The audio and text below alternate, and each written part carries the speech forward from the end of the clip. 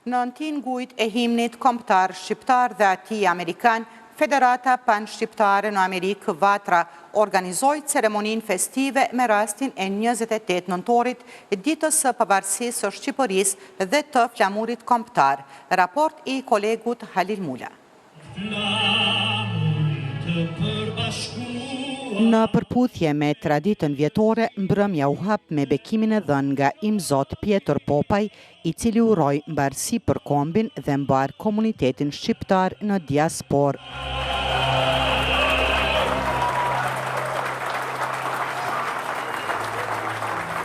Vatran mysafir, vëllezër e motra, gëzuar festa pavarësisë.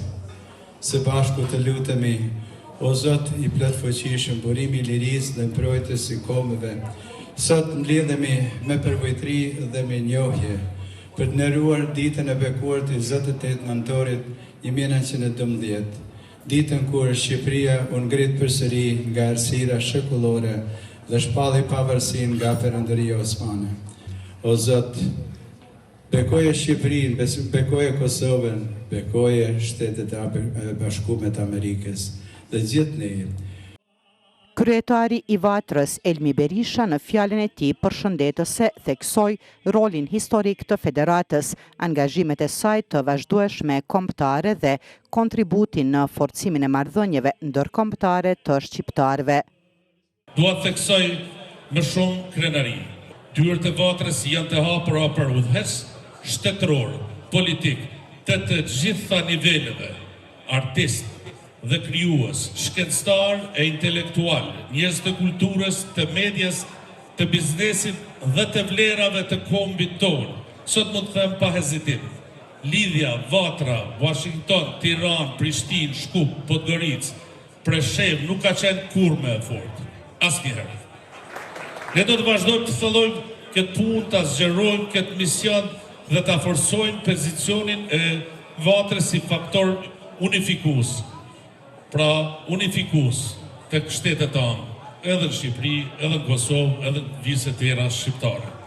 Të nderuar vatranë dhe vatrare, të nderuar miq bashkombas, në këtë ditë të shenjtë të flamurit kombëtar, le të nderojmë sakrificat e paraardhësve tonë dhe të forcojmë rrugën e përbashkët drejt dinitetit, prosperitetit dhe bashkimit tonë kombëtar.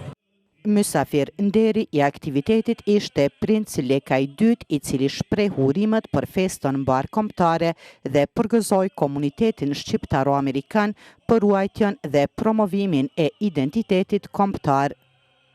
Urime për këtë aktivitet, urime për bashkimin e shqiptarëve.